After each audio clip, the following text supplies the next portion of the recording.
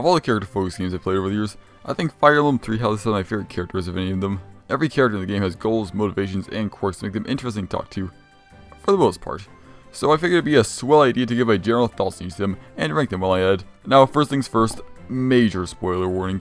If you haven't done at least one run of Three Houses, do that first and then return to see how wrong I am. Speaking of, Three Houses character debates make political debates look like a casual chat about the weather. So keep in mind that this is just my opinion and try not to slaughter me for my picks. And nah, who am I kidding? If the floodgates are open to sliver, might as well open them all the way. I will die on the hill I'm building for myself. I would love to have a debate or two about it, but dude, try not to slaughter me, that wouldn't be great. So on to the rules of the list. To qualify for this list, the character needs to have supports, be playable, or both. So Anna will be included, Rhea and Sylvain will be included, but Gerald won't be included. I should probably go over who I've used in my playthroughs. I played through Three Houses twice. First I went Black Eagles, and also got Yurita, Sylvain, Lysia, Mabel, and Alois. On my second playthrough, I went Golden Deer and got Seth, Flame, Fernie, and all the Ashen Wolves, and Anna. As for everyone else, one of my mates has been doing a Blue Lions playthrough with Gilbert, Catherine, and Shamir, which I've been paying very close attention to, so that just about covers all the bases. Also, I'm ranking this almost entirely in how good the characters are as characters, not units. That should be obvious, but no matter. Finally, some of my opinions this time are really spicy, so I hope you've got your mouse hovering over that dislike button. With that said, let's get right into general thoughts and ranking every Fire Emblem 3 Houses character.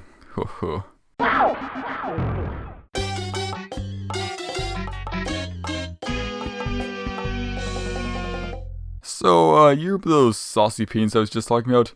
Well, I think this is my sauciest of them all. I know a lot of people love this character, but I just despise them. I don't see how they have any fans. So, without further ado, the worst Three Houses character, in my opinion, is Petra. I can spell the comments from here. So, for those of you who don't know, Petra is a foreigner from British who doesn't speak English well. And that's about it. Yeah, that's all Petra is. Her entire shtick is that she speaks in broken English all the time. Some may find this to be part of her charm or whatever, but really it's just annoying and more of a cover-up than anything. Because if you take away her inability to speak fluently, you're left with a mind-numbingly boring character who talks about her home country and basically nothing else. I wish I could say more about her, but that really is all there is to her. And yet, she appears to be a rather popular character in the Three Houses community for some reason. How? It beats me, man. Beats me. Moving from a maddeningly boring character to just a maddening character, the crest expert Handman. So Handman is another character I absolutely despise, and for a rather similar reason to Petra, that being they are incredibly one-dimensional characters.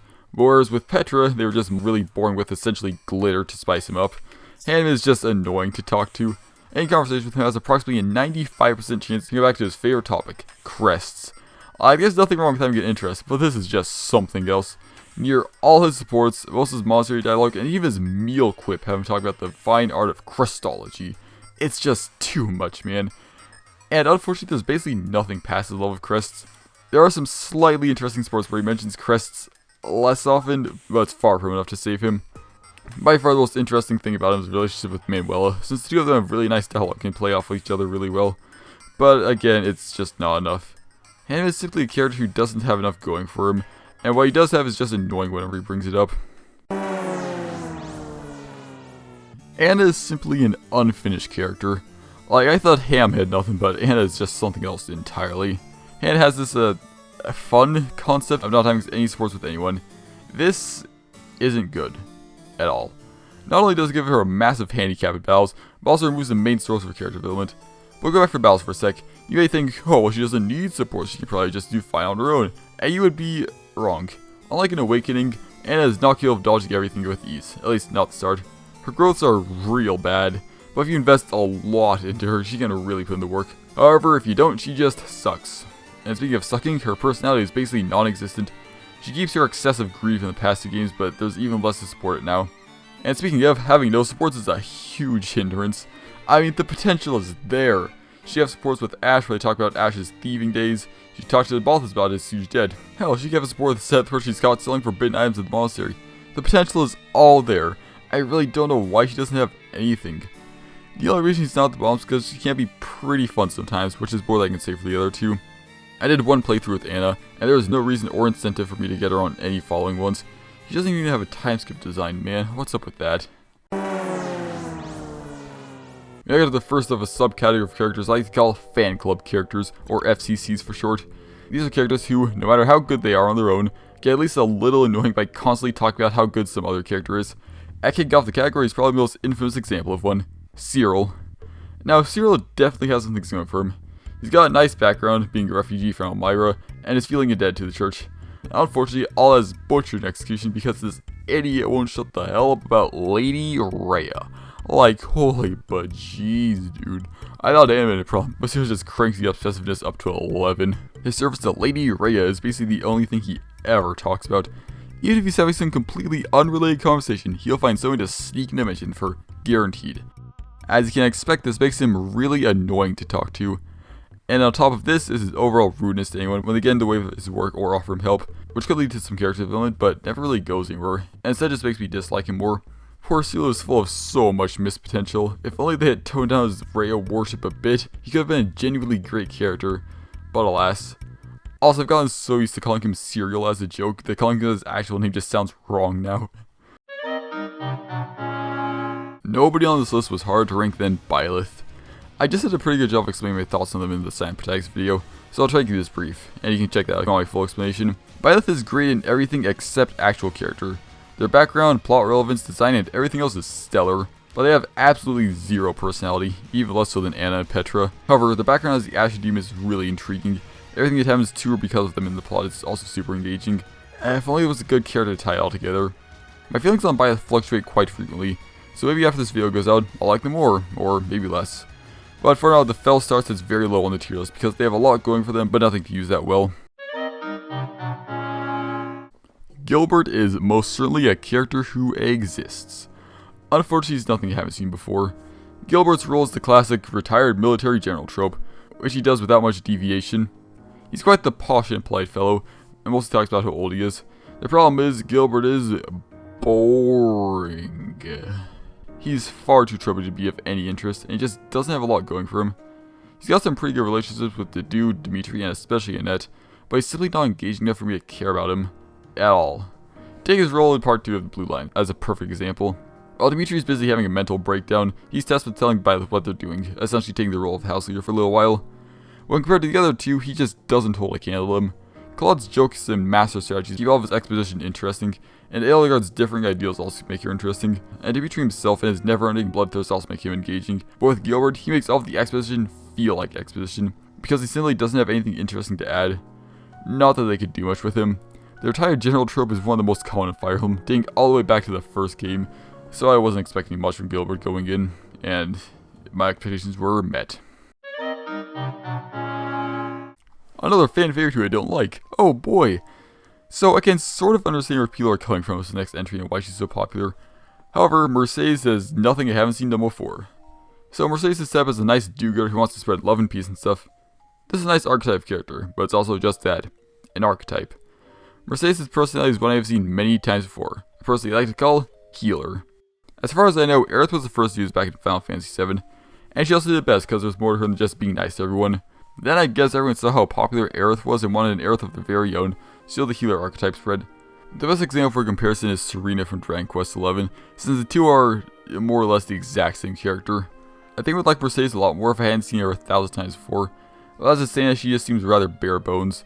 While I could watch through all of supports to learn more about her, I just don't want to because her voice is so bad. It's so airy, it makes her sound kind of like she's out of breath all the time. It's just ear-grating. I really can't stand it. Joining the Lady Rhea fan club is none other than Thunderstrike Cassandra herself. She suffers from a very similar problem to my good chum Cyril, but is more bearable. Her Lady Rhea ratio is far lower than Cyril's, and typically mentions her in more fitting conversations. It's still annoying, just not as much. Aside from that, Catherine doesn't have too much going for her. She's an incredibly bog-standard character who doesn't really stand out compared to everyone else. She has some really nice sports, like her lore is one that's especially good, as is her relationship with Shamir, but on her own she's just a bit too bland. She never interested me as a recruiter in either of my playthroughs, and she doesn't interest me in my Pal's Blue Lines one. She's not necessarily a bad character, just a rather bland character who talks about Lady Rhea a bit too much to be particularly enjoyable. And that is essentially the true neutral of the tier list. She's not bad, but also not really noteworthy. Now this could be entirely because I haven't recruited her in any of my playthroughs, but for what I've seen of her, she is incredibly average. She's got a decent personality, decent supports, decent design, decent voice, decent background, just decent at everything, but not remarkable in any way. The one thing she really succeeds in doing is confuse me, because I always think she's a warrior, but with good reason. In Heroes, she's a pretty strong axe user, and her hero's relic happens to be a hammer powered by magic. So seeing her as a mage always just throws me off for a second. Anyways, I don't have any more to say on it, so just know that going forward, we'll be getting into the positives. Another FCC, but finally someone who doesn't talk about Lady Rhea. Now, there are a couple things I enjoy about Ash. He's got some quality sports, like his ones with Anna are really cute. He's depicted as Mr. Goody Two-Shoes for the most part, which would be redundant since most of the time the main lord fills that role in FE games, but since Byleth is Byleth, Ash is actually the best at playing that part. I also like how he's the only teenager with a voice that actually sounds like it's a teenager's voice. Back then, I never dreamed I'd ever be studying at a proper academy with all these nobles. But there are a good amount of problems I have with Ash. Firstly, he does have a habit of talking about Lord Leonato a bit too much. A good amount of the moral dilemmas he has are solved with Lord Leonato always taught me so and so, which gets pretty annoying. But nothing is quite as bad as sports with Byleth. So it starts with Ash and Byleth witnessing a robbery, and Ash chasing down the thief.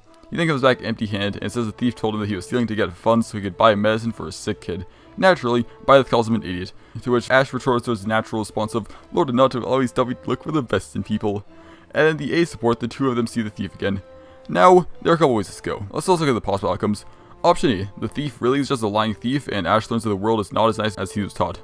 Option B, the thief was telling the truth, but he now answers for the crimes he committed.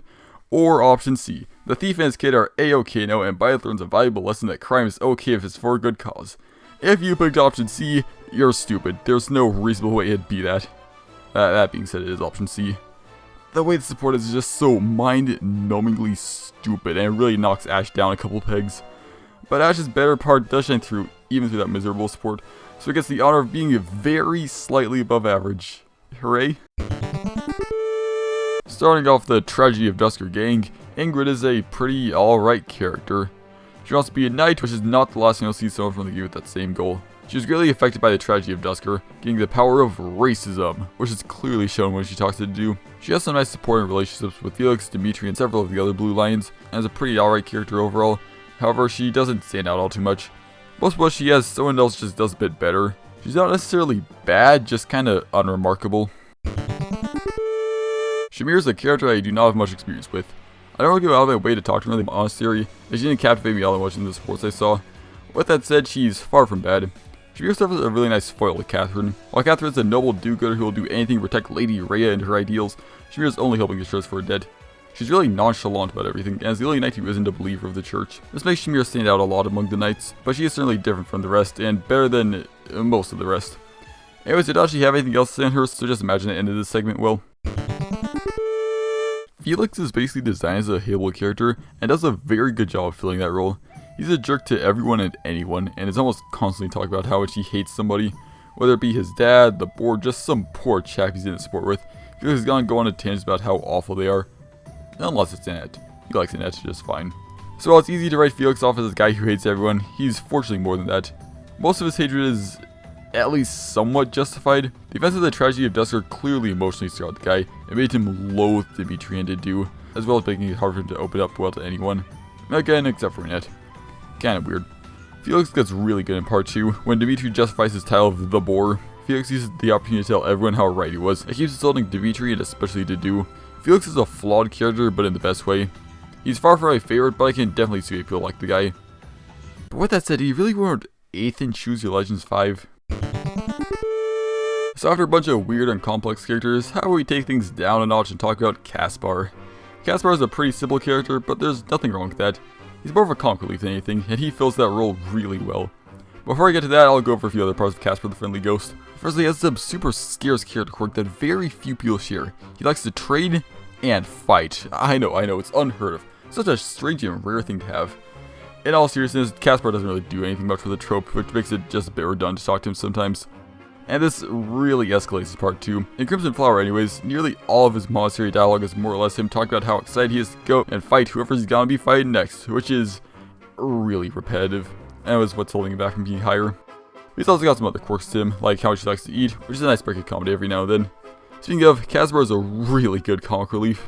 He's simply funny, his comedic timing is really nice, and his voice actor nails the line delivery.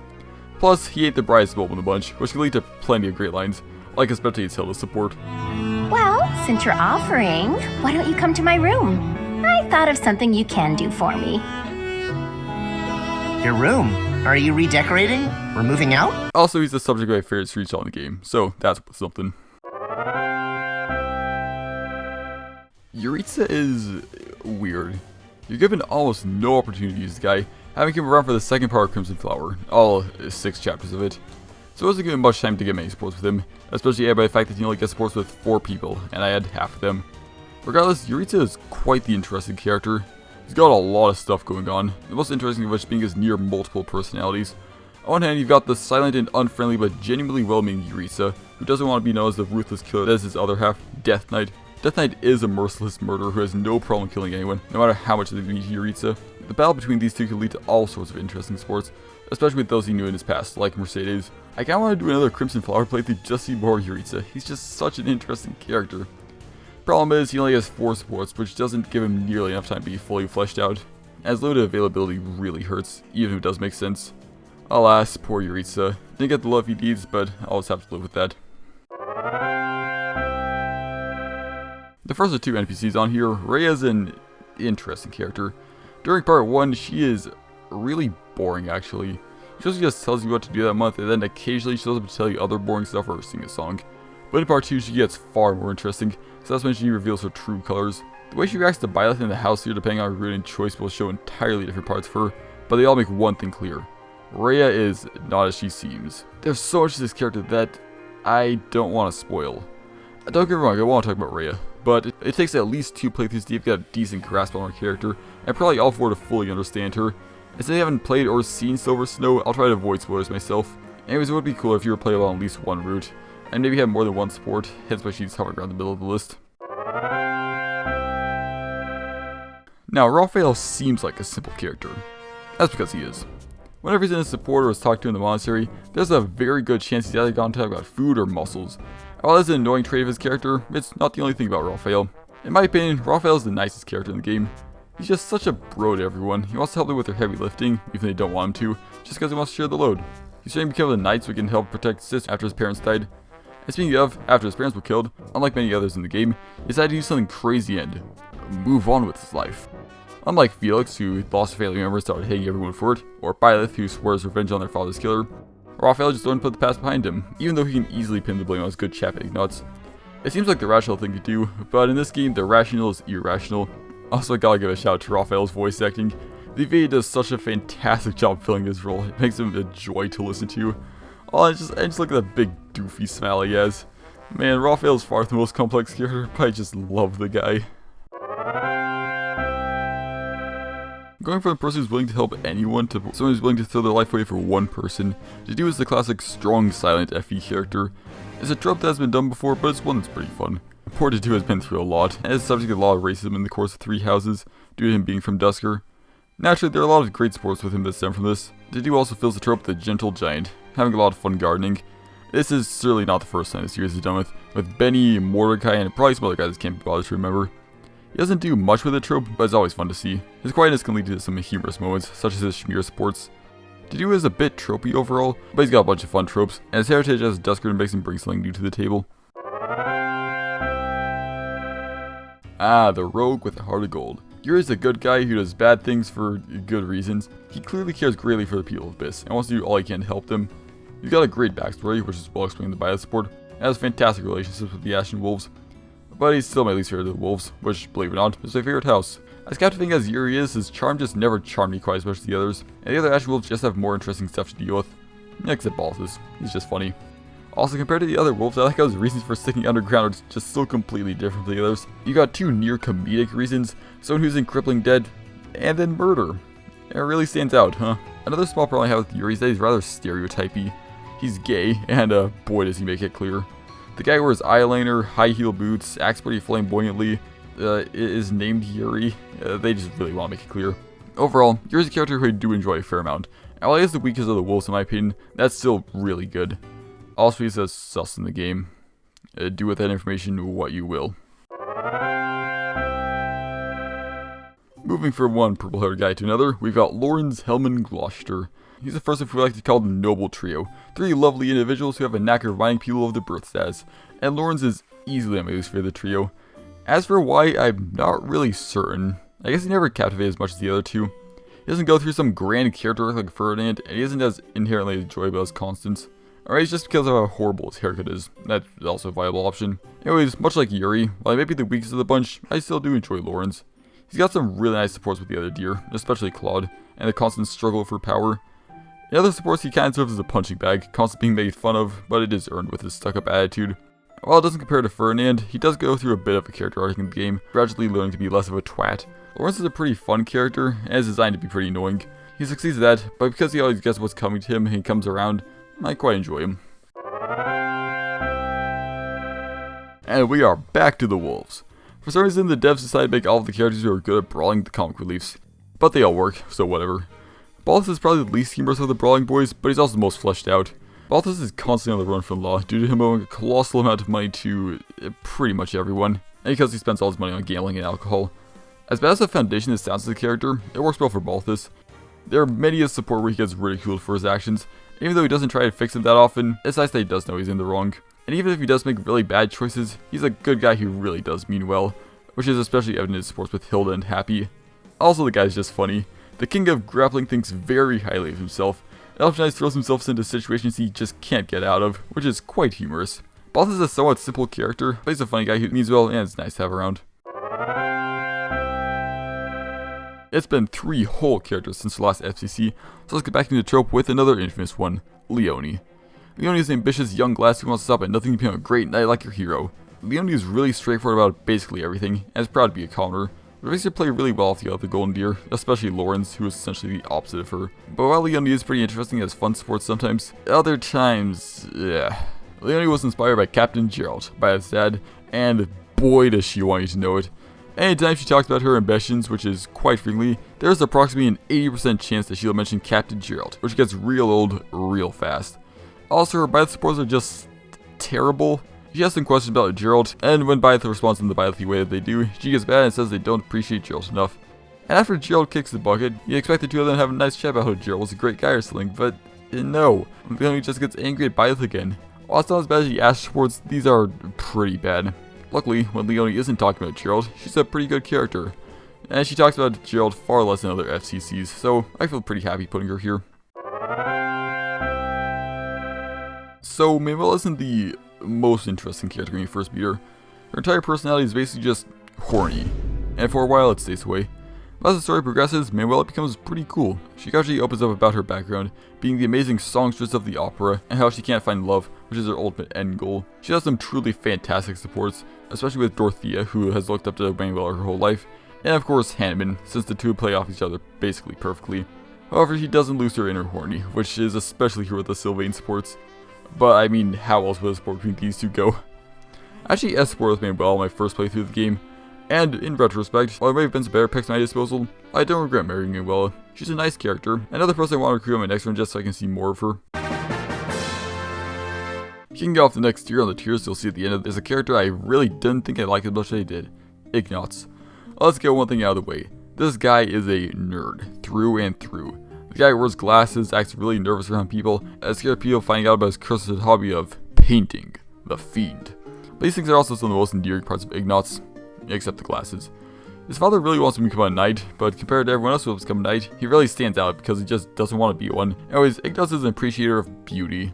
When he sees a grand sight, he wants to show it to others or paint it for everyone to see. There are a lot of sports where he shows this off really well, especially with Marianne. And while he may be timid, he wants to help people out however he can, which fits nicely with everything else he has going on. Ignatz is a generally good character, and a nice preview for all of the praise we'll be throwing out from here on out. Hey, another timid archer. Crazy, huh? I know that Bernadette is a really popular character, as I've seen her top many a tier list. And yeah, I can understand why. She definitely fills a trope. The shy girl is the staple of nearly every Fire Emblem game, but Bernadette does it the best of any I've seen. She has a tragic backstory that explains why she is the way she is, with what is probably one of the most tragic backstories of any character. The way she gradually opens up to the characters in her supports feels very realistic. Speaking of supports, her C supports all kinda suck. They follow a very similar formula. Bernadette is out minding her own business, someone unintentionally sneaks up behind her and says hi or something, and then Bernie screams and runs away. Formulaic and kind of annoying.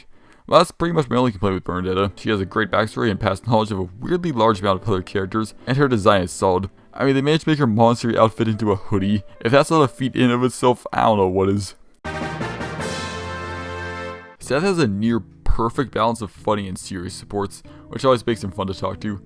Sometimes he's telling someone about the main series of the Monastery, Rhea, or the entirety of Fodlan, and other times he's honestly staring at Hilda to scare her into doing work.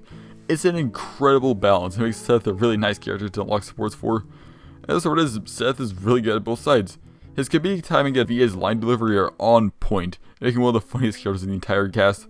On the other hand, since Rhea isn't recruitable and basically has no supports, he's gotta be how you get most of your hidden information about the church and its impact, making him great for discovering lore. And of course, his relationship with Flame is fantastic. So many of Flame's interactions have some impact from Seth, whether she knows it or not, and it's a lot of fun to see. Seth is a two-sided character, but the two sides play perfectly off each other, making him a nice character to have around. Alois seems like he's the most forgotten character in the game, which is a crying shame since I really like the guy. He provides a lot of optimism to the party, which is nice considering how depressing the story and a lot of the characters can be sometimes. Alois is a contender for an FCC, due to how much he talks about his good chum Captain Gerald. And while he may be one, he's definitely one of the less irritating ones. He's been around Gerald for far longer than any other FCCs have been around their respected individual, and has a lot of background with the guy. Also, Alois is a dad, which means he makes dad jokes a lot. Obviously, they aren't funny, but he's trying his best to make people laugh, which is really sweet. And so the reactions people have to them are pretty funny. Alois is a really swell character overall, since he brings something new and nice to the roster. He's definitely my favorite of the Knights of Zeros, though the competition isn't that fierce. He's a family man who wants the best people, and is trying his best to keep everyone happy and motivated. Say, wait, this guy's married and has a kid. Why can't he escort Byleth? No, wait, why can't he escort male Byleth? Huh? Aelgard is a fantastic character who gets unfortunately butchered by the writing in part 2. She's an objectively terrible person with a lot of huge goals, but a lot of her goals and motivations do make sense, even if she has to make a lot of sacrifices to get there. In part 1, she clearly knows more than she lets on about most things, and she and Hubert are always scheming about something, even if it's not super apparent on a first playthrough. And her grand reveal at the end of part 1 is a real shocker, and is very well executed. If you don't go with the Black Eagles, she then becomes the main antagonist, at least for most of the story. And in that case, she's not present for most of the second half, and poses a real threat whenever she does show up. However, if you do go with the Black Eagles, you're siding with her in part 2, and she obviously becomes part of your team. And unfortunately, she really falters here. Aelgard stops being the suspicious girl who always seems like they may be up to something, and instead becomes a general who's all about war tactics and being horny for Byleth. Huh. All the parts I like most about Aelgard in part 1 get dropped by her, and instead go to Hubert actually. Now, don't get me wrong, Aelgard in part 2 is still a good character, just not as great as she really could have been, which is a crying shame. This semester has easily the weakest of the house leaders, though to be fair, that's a really high bar to reach. Aelgard's good, and I can totally see why people like her, but her part 2 Crimson Flower writing and character just differ too much from what I would like about her to make you put her any higher. Or maybe just been scarred by feeling too much heroes. That's also a possibility. On the subject of characters who are better than part 1, how about characters only in part 1? It hurts how little Sylvain is in the game. She's such a great character and there's no end to the mystery about her, but she stops existing less than halfway through the game, which just irks me to no end. Sylvain starts out being Byleth's inner voice, more or less. I was hoping to keep it like that, since Byleth is silent, it'd be nice to have a sassy little girl as its inner voice. But as the story progresses, Sylvain discovers more about her true identity and becomes even more interesting. I was super engaged by her by the point we learned about who she truly was. And then she merged with Byleth and stops existing. Yeah, I can't say I wasn't disappointed. One of my favorite characters, gone, and replaced by a Byleth hair color. From that point on, Sylvain is barely mentioned by name by anyone, and we stop discovering more about her until the end of Verdant Wind, where basically everything is explained. Sylvain is such a fantastic character, but so criminally underused it hurts. I know I can ask more with her, and I would if I could figure out how. But as it stands, the only way I can get more Sylvain is by collecting current heroes and thinking of what could have been. Do you know that she has data to be playable? She's got growths and crit quotes and everything, along with Rhea and Gerald. Maybe there'll be some more DLC in the future that adds her, but as it stands, Sylvain shall sit at number 13 because of how little she's actually in the game, and what a shame it is. Going from one green-haired little girl to another, Nexus Flame. I touched on her briefly when talking about Seth because it's hard to bring up one without mentioning the other. The two have great interactions, and the way they affect each other in a huge variety of ways is always interesting. But putting Seth aside, Flame's just a really good character on her own. She seems somehow really smart yet naive, making it seem like she always knows more than she lets on. She has fantastic interactions with nearly all of the characters in her supports, especially Ignat, Sylvain, and, of course, Raphael. Not to mention, those three all happen to show off the best parts of her separately. Hidden knowledge, naivety, and of course, Seth. And a cherry on top of everything else is the grand secrets she keeps. There's a lot of hidden stuff about Flame that requires some high tier support to learn about, but boy is it worth it. Sylvain is the womanizer. There's no grand twist he makes it a trope, he just hits on girls a lot and is a really enjoyable character. Now, the womanizer trope that has been present ever since they started making characters actual characters, so it's not to bring anything new to the table. Even compared to the competition, Sylvain is probably my favorite. He seems to have the most enjoyable personality, and actually has really nice relations and dialogue with the girls he hits on. Plus, like his comrades, he gets shut down in some pretty funny ways most of the time. But there is more to Sylvain than meets the eye. While he is part of the Tragedy Dusker squad, he wasn't as affected by it as the others were, and so has other trauma to deal with. His relationship with his brother is really something, and clearly left a big impact on him. If you get Sylvain talking about Crest, you'll see he's a far deeper character and much more intelligent than he lets on. Sylvain is far from the only character with deep secrets, but he's one of the most fun. It's always fun to see what shenanigans Sylvain gets into, and because he's tied for the most sportsman in the game, save Violet, there's always more of Sylvain to see. Dorothea is more or less just Manuela again, but better. Not only does she have a lot of interesting background with Manuela, working within the opera, they still have a lot of the same personality traits and quirks. They both enjoy singing, obviously, being from the opera, and have had a lot of trouble with love before, and as such, they're just trying to find a good man to settle down with. They both have character design and a healthy dose of the horny. Just replace Manuela's alcoholism with a hatred of ability, and you've got yourself Dorothea. In all seriousness though, Dorothea is a very strong character who stands on her own quite nicely. She has clear-cut motivations and goals, and some really nice backstory to explain them all. Like everyone else I've talked about recently, she has some fantastic supports that show everything there's to show about her really well. I especially gotta shout out the Aelgard supports, where they talk about the theoretical Aelgard opera, which is a load of fun to watch play out. Also Ferdinand support, featuring all sorts of my favorite things. Dorothea giving some backstory, some really sweet character moments, and Ferdinand missing incredibly obvious things. When you get down to it, Dorothea is just a better version of Manuela. And being someone who really enjoyed Manuela, I also really enjoyed Dorothea. Going into my second playthrough, I really didn't think much of Marianne. She seemed like the timid girl who was obsessed with the goddess, been there, done that. While Marianne does follow the trope bit, there's enough to her to make her stand out a good amount. Her supports really carry her. They all have her slowly open it up about something she enjoys. I come around talking more with other characters, whether it be her connection with the goddess and Claude sports, her Crest and Leonard sports, or her love of animals in the Raphael sport. There's almost always something for Marianne to open up about. And every time she opens up about herself and tries to communicate more with other people in a non-awkward way, it makes you like her even more. Even outside of her sports, there's a lot of secret stuff about Marianne you can only find out by interacting with her. Her paralogue explains some of her heritage and why she's the way she is, and her Byleth A support is really something. Marianne marks the end of the B tier on this video, based on the tiers that you can't see yet. So from here on out, I'm just gonna be giving more praise to the remaining cast. Lysithia's Choose Your Legends win was absolutely justified. She's a fantastic character with a lot of stuff going on for her. She's a small girl who doesn't like being treated like it, since she puts in an immense amount of work to everything. Like almost every other character I've talked about recently, she's got a tragic backstory that made her the way she is as we see her, but unlike some of the previous entries, her tragic story is still being written. She's under a lot of pressure to get everything she wants done, because she doesn't really have the time to screw around. This leads to some interesting interactions with other characters, especially those who have entirely different mindsets than her. The other point of discussion in a lot of her supports is her age, and how she wants people to stop treating her like a kid. This also leads to quality interactions, since half the time when she thinks someone's treating her like that, they just genuinely want to help her, and make her understand that. And the other half, they're just making fun of her. Good times. Yeah, we're getting 3 golden deer girls in a row. Sorry Leone. Hilda is essentially the polar opposite of Lysithia. Rather than getting extremely frustrated when people do things for her, Hilda lounges around and does nearly anything she can to get others to do all the work for her. And of course, this leads to great supports. Any support a character has with Hilda is basically a test of how gullible they are, and while the results greatly vary, they are always funny. For people realizing they've been used, but only after it's too late, to Seth basically trying to scare Hilda out of her habit, they're always a riot. But a simple one-note character wouldn't make it this high on the list, so it's obviously more to Hilda. She's got an interest in fashion and other cute things, which she always manages to make much more entertaining than it seems. I mean, just look at her Marianne Raphael sports. Anyways, great character overall. Vote polls for Choose Your Legends 6. Leonard is the certified healer of the Black Eels, though you wouldn't tell from looking at him. And then again, doesn't look like he do much of anything. Leonard is probably in some fierce competition with Hilda to be the laziest person in the roster. While Hilda likes getting people to do all the work for her while she lounges around, Leonard just wants more time to sleep. They gotta take a nap whenever and wherever he can, and he'll do just about anything at a few extra Zeds. There are many a sport where people ridicule Leonard for his crazy sleeping schedule, which leads to some humorous interactions. During his waking hours, Leonard is an even more enjoyable character.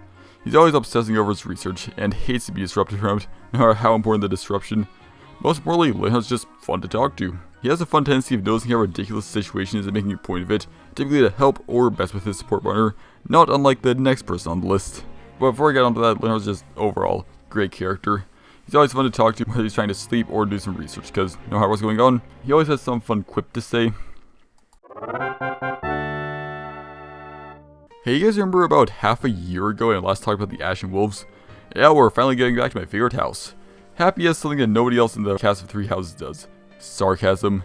Happy's excessive amounts of sarcasm, along with being your fun to talk to, always make her a voice of reason, especially when put up with the other Ashen Wolves. Much like Leonard, she points out how dumb a situation is, and it makes perfect sense for her character to do so. However, she ain't free from dumb situations herself. She has by far the stupidest reason to be stuck in abyss with the other wolves, with the curse of attracting monsters whenever she sighs. Yeah, this is just a really dumb concept, but I can only do some fun moments with her. Speaking of, all of her sports are just really good, and do a fantastic job fleshing out her character. Also, this isn't really related to anything else, but I just love the nicknames she gives her friends. They're a fun bit of extra charm they give her character. I was seriously considering escorting with Happy at the end of my second run, but opted not to at the very end, though it was hard to reject Happy. Happy's a truly fantastic character, being both unique among the cast and just a lot of fun on her own. Well, here we are, the top 5. And kicking off the final group is a fan favorite, Claude. Yeah, it's finally time to get back to the house leaders. Claude's a schemester, simply put. The guy always has a plan to cause some trouble. Whether it be a simple prank or an impressive war strategy, the guy has a plan for any situation. Which is one of the best parts about Claude. He's smart. The guy is always thinking a step ahead, which makes him really engaging to talk to, especially in part 2 when he has a whole army at his disposal. There's obviously more to the guy than his brain. He's got a big heart. Even if he messes around with his fellow deer, he means well for them and wants the best for everyone in Fodlan and every land neighboring it. All sports show everything there is about him really well, both his playful side and how he genuinely supports those he knows, and it's really sweet. Claude's a fantastic house leader, and I truly wish that Elgar was as fleshed out as he was, but alas. Now, compared to the other 2 house leaders, Dimitri is different, to say the least. While Claude and Ilgard have hard-set goals and know what they want to do to achieve them and the consequences that come from those, Dimitri's goals, motivations, and general sense alter quite a bit throughout the story. First things first, the guy goes through easily the best character arc in the game. At the start of the game, he's a mostly harmless fellow who seems to have something deep he's hiding, but the only person who seems to notice that is Felix. Then you get to the end of part 1 and see the poor guy snap like a twig. He really just breaks down after the Flame Emperor reveal. After the time skip, he isn't much better. Any previous things he wanted to achieve become nullified by his loathing of Elgard, and he barely speaks to anyone anymore. After a bit of the story progresses, he finally gets some sense of snap back into him, and tries to set himself straight. It's a truly great thing to watch, and seeing how his friends and companions change their thoughts of him is also really interesting. As a character himself, Dimitri's stellar. The guy's clearly seen far more trouble than anyone else in the roster, but he tries his best not to let it show. But if pushed to a breaking point, the boar will come out. Dimitri's a tragic character, but you can't help but feel for the guy, and he's definitely one of the best. I will openly admit that when I started playing the game, I was not a big fan of Hubert. I thought he was going to be the generic edgy guy who just serves as higher up, and even after finishing my first run, I wasn't really sold on the guy. But after that, I couldn't help but keep him out of my head. I kept thinking of Hubert for some reason, and on my second run I was even more intrigued by the guy. And after finishing that up, I feel confident putting Hubert as my third favorite character. Firstly, yes, he is the edgy guy who happily serves as higher up, but he's a very well executed FCC. Even though he's loyal to Lady Edelgard, he's not quite as loyal as he seems. He happily goes out of his way to do something she disagrees with if it's for the greater good, which isn't something you see much from FCCs, since they tend to be loyal to a T. Also, you can already compliment Claude on his intellect and how he's being one step ahead. Well, he is nothing compared to Hubert. Hubert is a cunning mastermind. He seems to always have everything planned out as far as he can be. Even after you kill him in the second half, he thought ahead for that and knows how to achieve his end goal perfectly. Changing gears a bit, his supports are all really good. They reveal a lot about him, and what others think of him. He seems to get a kick out of being seen as the conniving and frightening individual most see him as, and tends to be incredibly direct with people. Those 2 things in combination make him great to get supports with, especially his Bernadette supports, since she tends to get spooked by even non-spooky things, or in this case, people. I'm really glad I came around to Hubert, as he is absolutely one of my favorite characters. And if you don't think much of him, maybe try using him more in a Crimson Flower run. You may be impressed how much there is to him. Fernie is basically a combination of all the things I've said like about characters so far. Take Lawrence, a stuck-up noble who respects the noble standards and thinks little of commoners. Throw in a really good character arc, like Dimitri's, a competitive feeling towards house leaders, like a more tame Felix, some really funny moments with how weirdly he treats others, a la Sylvain. being really naive in what people think of him to comedic degree, similar to Casper, and some fantastic meme potential like Claude or Dimitri or pretty much anyone else. You've got yourself Ferdinand von Eyre. There's really not one thing that Ferdinand truly succeeds in, he's just really good at everything. All of his supports showcase some side of him, but they're all great. Some show him being funny, some show him being gullible, some show him being noble, some show him being dead serious. It's a true grab bag of sports that you never know where you're going to get. My personal favorite has gotta be his interactions with Dorothea. The noblest of nobles and a commoner who despise nobility don't seem like to hit it off at all. Yeah, they don't. The sport starts with Ferdinand being used as a punching bag representing all nobility. Then you can't figure out a pretty simple metaphor. But as the support progresses, the two start talking more seriously to each other, again a mutual respect that's fleshed out and fully believable. If you want to actually love Ferdinand so much, I'd recommend that support. It also shows off just about everything there is to see about him. Ferdinand von Eyre is a jack of all trades, but also a master of all of them.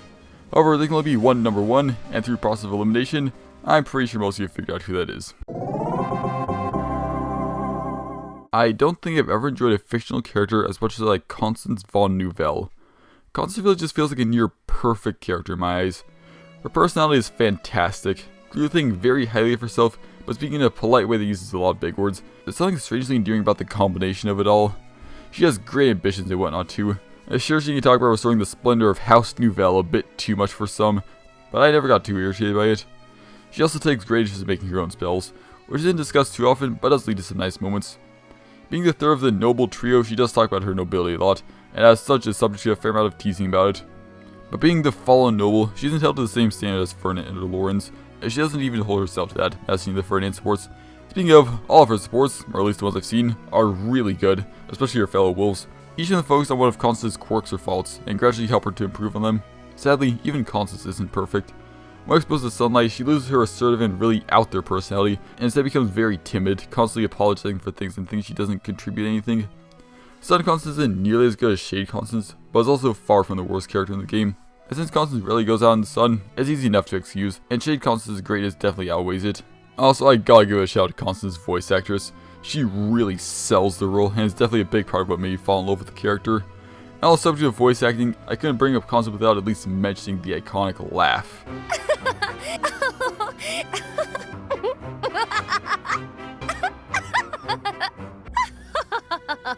God, I love it. Unsurprisingly, I S-boarded Constance at the end of my second playthrough. I have absolutely no regrets about it. Hell, I got genuinely emotional in the S support. It's truly beautiful. I don't think I'll be regretting that decision anytime soon, since, in my eyes, Constance is undoubtedly the best character in Fire Emblem 3 Houses. Well, that was a long video, huh? Thanks to the 3 that decided to watch it all the way to the end for doing just that. As a reward, here's that tier list I've been mentioning, so you can see my full ranking laid out. Feel free to tell me how horrendously wrong I was in the comments. I'm mostly up for a friendly, or in this case, non-friendly debate. Also, maybe consider subscribing. It's a great way to let me know you like this content, and it keeps me motivated to keep making videos like these. With that said, thanks for watching, and I will see you all next time.